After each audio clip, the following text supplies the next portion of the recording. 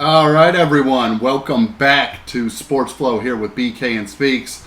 Unfortunately, this week we will be recapping the Detroit Lions' loss to the Tampa Bay Buccaneers. Ended up losing the game 20-16. Close contest throughout the entire game, Speaks, but we just could not get over our self-inflicted mistakes. And that was the difference. Yeah, and Tampa ends up pulling it out. I mean, they've just been a scrappy unit here for the last couple of years, and those type of mistakes will just not get it done against them. Yeah, especially when they had that one, circled on their calendar after we beat them in the playoffs last year. They wanted revenge, and they got it. And when you make that many mistakes and self-inflicted gunshot wounds, it's hard to, climb yourself out of that hole in the NFL. Yeah, no question, Speaks. I mean, any mistakes in the NFL are very, very costly. Possessions are at a premium every single time out. The first thing we got to talk about is I thought it was a very bad missed pass interference call on that Lions' first drive. Changed the trajectory of the whole game. The whole game. I mean, you're talking about a situation where they drive down the field. Tyrion Arnold gets a pass interference call on him on Tampa's first drive. Tampa ends up coming down, getting that field goal right out of the gates. And then right after that, we get onto the field. We're ready to start marching down the field. Goff tries to stretch the field a little bit with Jameson Williams on an in-crossing route. Yeah. Once Jameson takes the step to take the route to the inside, Goff puts the ball on a line. Yeah. And Jameson Williams gets just blown out of the play by a defensive back. No call. They completely ignore it. And from there, Tampa ends up getting another 3. We go down 6-0 right out of the gates there. Yeah, nothing new. We're always playing, two opponents, the refs and the actual opponent themselves. So, we usually can overcome things, but, when it's this blatant and so obvious, it aggravates the heck out of me. I mean, Arnold couldn't have played better defense on that one he got flagged for. I mean, his hand, there was a little back and forth hand stuff. But, I mean, do you not want them to use their hands anymore at all? Should the hands be tied around them? I mean, I don't know. And then just the evident pass interference on J-Mo and just nothing. It's like, oh, here we go again. You know? I thought the same thing with the Arnold call. I thought he was a little handsy, but most of the time they'll let you get away with it here at the NFL level. He seems to have a tight leash from officials. Especially when he turned around and looked at the ball. It's not like he wasn't facing. He did everything right that you're supposed to do as a DB, and they still flagged him. Very tight leash, BK. Yeah, for the last couple of games. Yeah. I mean, they teach that at Alabama to be a little handsy and be on top of the receivers. I think he does a good job in coverage. I just think it's been a tight leash, and he's starting to try to get a feel for it. I expect him to be better going forward, but that is just tough business with some of the calls he's getting against him here. Extremely tough business, and I've heard and read, Arnold's not that good. I think he's played great, so let's slow your rolls on that. He's had some bad calls go against him. Like we covered in the last episode, once the refs start to get to know him and how he plays, this is going to get better. But it's discouraging when, they do that and we get called, and then they do that. It just doesn't make any sense. But, we're here now, and hopefully we're better from it from here on out. Yeah, exactly. You'd like to see us get a fair shot on that. But, it is what it is. That's how the league goes sometimes, and officials unquestionably make a lot of mistakes in these games, and that one happened to cost us pretty heavily there. The other thing that cost us pretty good here, Speaks, is mismanagement of the clock at the end of the first half there. Driving down the field, it looks like we were in field goal range, pretty makeable field goal there for Jake Bates. Yeah. And we're down there, and we're out of timeouts. It's third down. I don't know if that was the confusion on the sideline or not. I'm still trying to figure out what the confusion was. There's no one in their right mind who thought we could jog the special teams unit out there and get a field goal off with 7 seconds left. It's not feasible. It just didn't make any sense. No. And you had the offense already set up to spike the ball. It was just a colossal error out of the coaching staff there. Dan Campbell talks about it too. Right before half, he said, "That's on me. I put my guys in a bad spot here. We got to try to make up for it." But it was just unexcusable. I mean, it's a situation you just let Goff spike the ball. Yeah. You got to know the situation that it is third down. Let him spike it. Get the field goal unit out there while there's a stoppage of play. And that was just a killer mistake for us, because down the stretch, right at the end of the game, we were having to try to score a touchdown rather than just taking a field goal to win the game. Yeah. And it ends up costing us in the end. Yeah, it costs us big time. I mean, I respect MCDC saying that at halftime. Hopefully, my players can overcome my mistake. And then at the end of the game, he took ownership of it as well. He does have to be better. He's leading the helm. So if he tightens stuff up, we do win that game with a bad performance. But we can't, this trend can't continue. We got to be better. Yeah, especially offensively speaking. This has become a serious problem.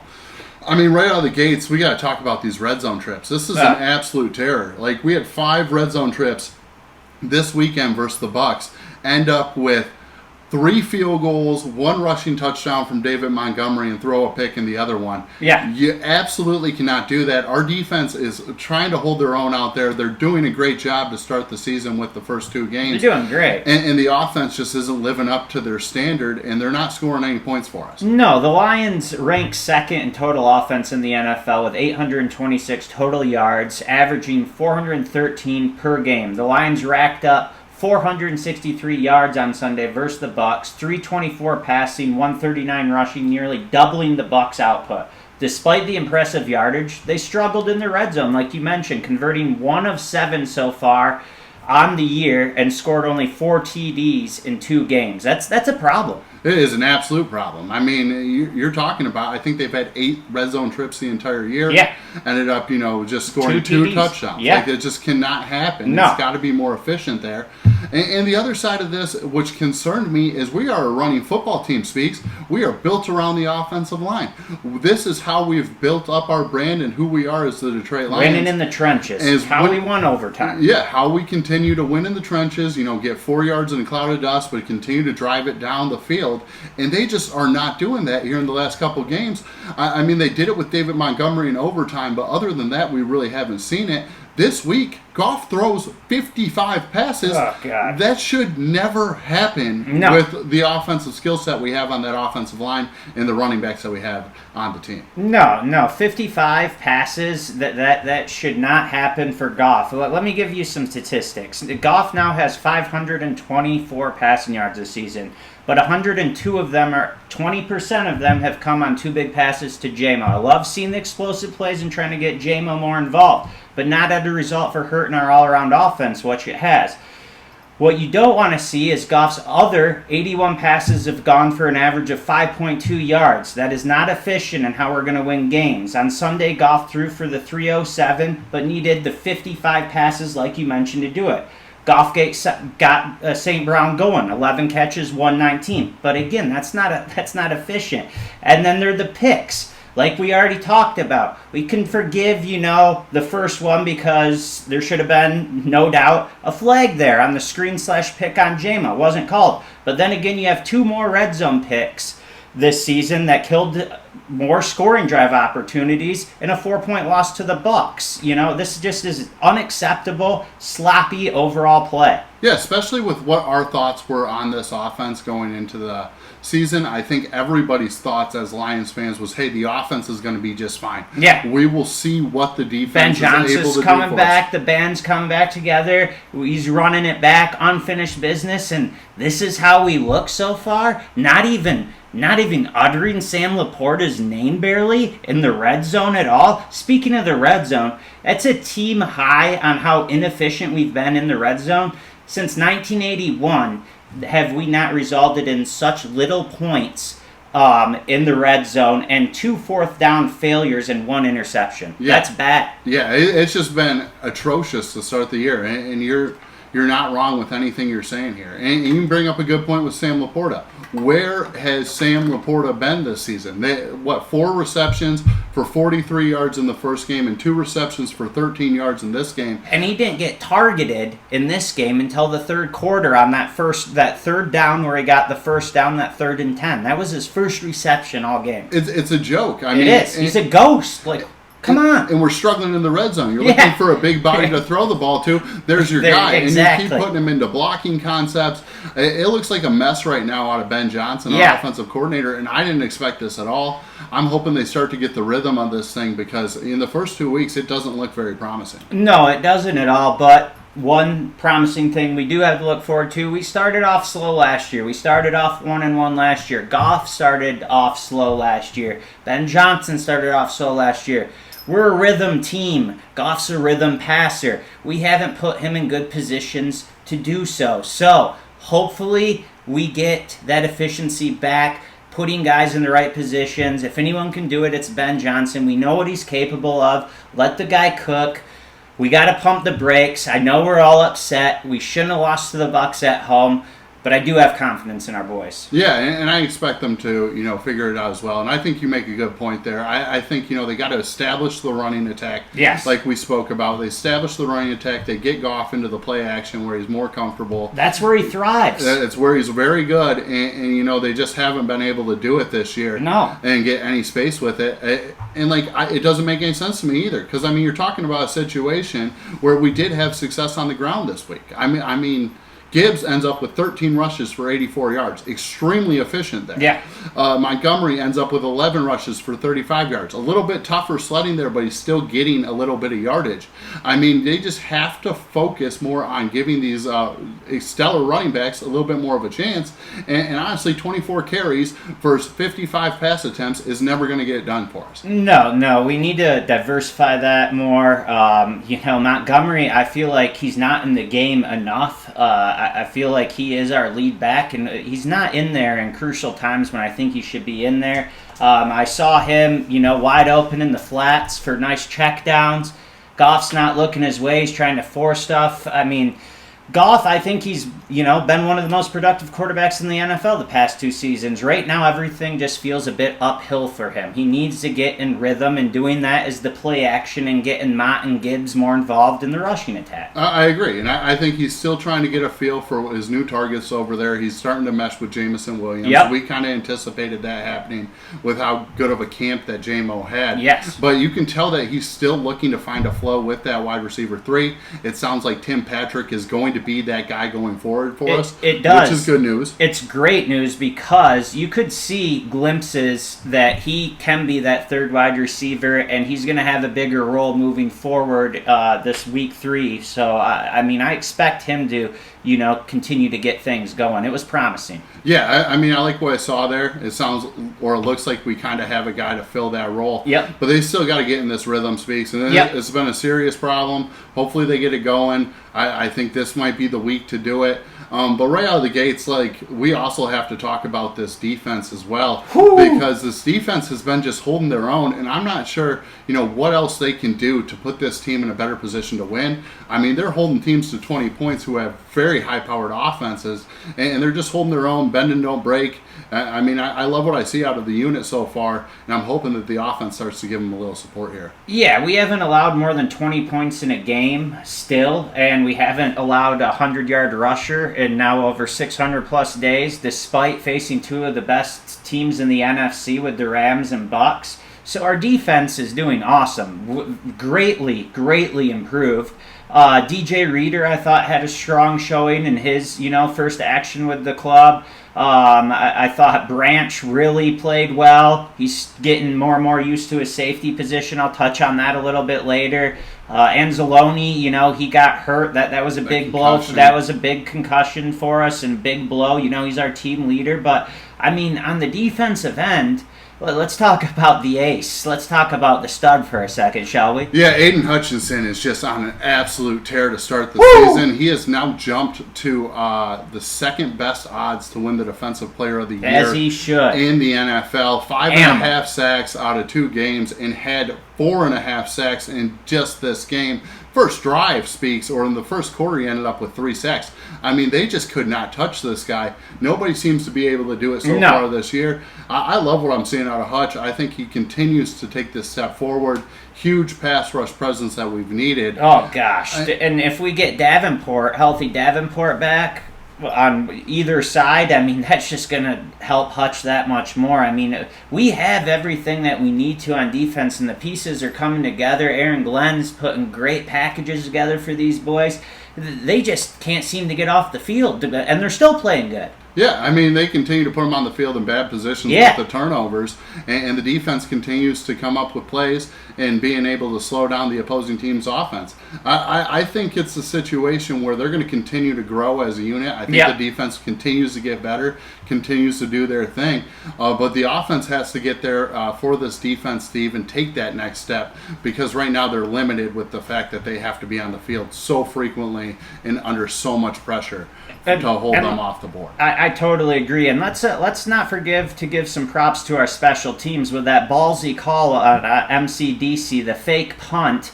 Jack Fox throwing it a little short to our running back Viaki there. I thought, he could have went to his house if it was a good thrown ball, but the ball's on Campbell to do that inside of our territory there. That was something. Well, the other thing we got to look at here too, Speaks, is we're talking about a situation of a punter throwing a pass. Yeah. A good 25, 30 That's yards true. on an absolute line to Viaki on that. There's a lot of credit that should be given to Jack Fox for that throw. It was absolutely incredible, and you love to see, those type of plays out of the Lions. That's what we're known for. And the confidence that we have in a rookie to do that with his experience playing both ways in college, that says a lot about the confidence we have in a rookie and what we expect from him moving forward. And that's one of the reasons we drafted him where we did, is because of his special teams play. Yeah, absolutely. His special teams play, we knew he was going to be a day one contributor. Yep.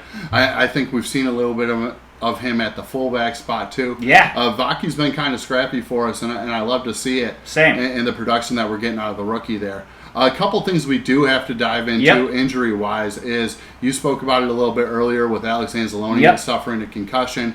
He will be questionable this week. We'll see if we get him back. That would obviously be a massive loss if we don't have Anzalone on the field for this week. The other guy, too, and everybody saw it on that last drive because St. Brown was carrying us down the field. Yeah, he was. And then he goes down on the last play. He's holding his leg. It looked like it was pretty bad. The results have come back on that in the evaluation, and it looks like that was just cramping going on with him and a leg contusion. It sounds like he's going to be questionable this week, but I expect with St. Brown's toughness, he will be on the field for us. Yeah, even though he's not playing Green Bay, he might have to take a painkiller. He usually only takes those when he plays the Packers. But I think he will be in there. If you know his nature and what he's all about, he'll do everything he can to get in there if it's not resulting in him hindering the rest of his season and outlook. So I expect him to be out there with everything I've been reading and hearing. So we need him because he's what makes our engine run out there. Yeah, and the passing attack is not clicking on all cylinders, and St. Brown is a way to get it to start clicking on all cylinders. So, I mean, he is definitely an integral part to our offense there. Talking about my offensive and defensive player for this week's game versus the Tampa Bay Buccaneers. Right out of the gates, the offensive player, I actually love to see his work share increase in this game, and then also his production. I thought Jahmyr Gibbs was very good for us this week. I mean, he was a little limited with the only 13 carries, but he ended up with 83 yards, like I was mentioning, on those 13 carries. Also had the 22 receiving yards on 8 catches.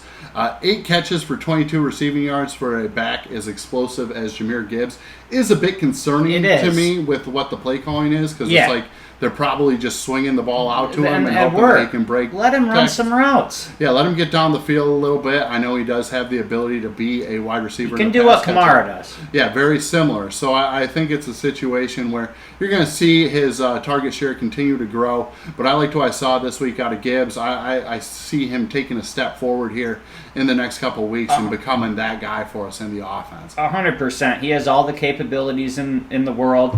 Ben Johnson has to just put our players in better positions, and I know he will do so. A little slow to start, but it's not how you start, it's how you finish. Exactly. And they're just getting going, and I liked what I saw out of Gibbs early on, and I still like what I see out of him going forward. Defensive player of the week. I mean, this one's pretty obvious for me. I got to go with Aiden Hutchinson. If you didn't say his name, I was going to strangle you. The guy has been absolutely out of control this year. We talked about he's been on an absolute tear. The 3 sacks in the first quarter, and he actually came 1 sack shy of the Lions' single-game sack record. which is actually held by Bill Gay from the 1983 team from the Lions. And conveniently enough, he got the single game sack record versus the Tampa Bay Buccaneers in a September game back in 1983. So a little bit of deja vu. That's a crazy statistic, man. That's cool stuff. Yeah, so I loved what I saw out of Hutch. I loved what I saw out of Gibbs. Those are my top 2 players for the week. Who do you got over there, Speaks? Yeah, so offense player of the game for us against the Bucs. I'd have to go St. Brown. I know we touched on it. He broke out after having a lackluster performance week 1, making play after play for us while being hobbled the majority of the game. He's just a gamer, man. I love everything that St. Brown does for us. It's very unfortunate he wasn't able to play the last 5 plays of the game because we needed him out there, but, I mean, we're lucky he survived as long as he did, playing on what he was playing on. So I'm just glad he's okay moving forward. It's nothing, too extreme. So that's my offense player of the game. And since you chose Hutch for your defense player of the game, I'm going to have to go elsewhere. And this was my prediction going into this week. So Brian Branch looks to be getting more and more comfortable at his new safety position and balled out. 1 pick, 5 tackles. I love everything that guy does, his instincts, his intangibles. He's just continuing to get better, and that's scary to say with how good he already is. Yeah, it's starting to feel like he's getting more familiar with the new role there. Yes. And as he continues to get familiar, he's just going to continue to grow. Brian Branch is one of the best secondary players in the entire league. The guy has the ability to play every position in the secondary. It's just a matter of getting him locked in on that one position. Yep. It looked like he took a step forward there this week. I think safety is the new position for him. I mean, that's where he can make the most plays, be the most impactful, and be on the field the most. So keep doing what you're doing, Branch. I love every second of it, my boy. Yeah, I'm excited to see how it pans out for him there going forward. But this week, Speaks, let's Tough dive matchup. into the game. I mean, we are playing at the Arizona Cardinals. Yep. Obviously, they are 2-0 right out of the gates. They just put a shellacking on the Rams last week, 41-10. I mean, it's a situation over there in LA where they're getting banged up with injuries, and so we have to look at that too. Yeah. But the Lions go in right now as 3-point favorites versus the Arizona Cardinals, and the over-under is set at 52.5. My prediction for the game, Speaks, I think the Lions get this offense a little bit back on track. It's a younger defense over there in Arizona. They're scrappy. They'll fly around. But I think Jared Goff starts to figure it out, gets the clicking a little bit more. They get the running attack going. And I think we end up with a 31-27 victory here. I think we're able to just score enough points for our defense to hold Kyler Murray and that high-powered Arizona offense to just the 27 there. I agree with you. I think Goff's going to get, firing on all cylinders, get back on track. I think Ben Johnson's going to put him in good positions to do so, along with our other players on offense. But I'm going to have to disagree with you, and I'm going to have to hold strong. I had the Cardinals winning this when we did our predictions at the beginning of the season. I'm going to say the Cardinals still win this, 38-35. I think our defense, we always struggle with mobile running quarterbacks. Kyler Murray's one of the best. He's on a revenge tour this year after, the season he had last year. So now he has, Marvin Harrison Jr., who's looking like a damn good player in his own right. My buddy texted me. He's like, "Are you watching this?" And I had to take a break after the Lions loss. I didn't watch the whole Cardinals game, but I saw the highlights, and my goodness, they look scary. Yeah, and I think the only way that the Lions give up 38 to the Cardinals here is if Anzalone doesn't play. I think Anzalone is the heart and soul of the Lions defense. No doubt. And I think if he's not on the field, that will play a factor. I would hate to see us lose to the Cardinals, but the way they've been playing, it's going to be a tough matchup for us here. Yeah, I mean, we're away. We've never played great in Arizona, and we've never played great against mobile quarterbacks. Not to say with our defense being improved that all can't change, but I want you to be right. I want me to be wrong. So hopefully, both want me to be right. Yeah. So hopefully that's the case, BK. Perfect. Well, next week, thanks for joining us on Sports Flow here with BK and Speaks. Next week we will be back to recap this matchup versus the Arizona Cardinals. Talk about how the Lions fared in the matchup, and who were the key players, and where we made mistakes and where we did good things. And then we will also be looking into next week's game versus where the Detroit Lions will take on the Seattle Seahawks at home there on primetime Monday Night Football. That better be circled on all our calendars. We got to beat them this year. Yeah, Monday Night Football, big stage versus the Seahawks. We'll be back to, put our predictions in for that one as well. Absolutely. Have a good one to week 3.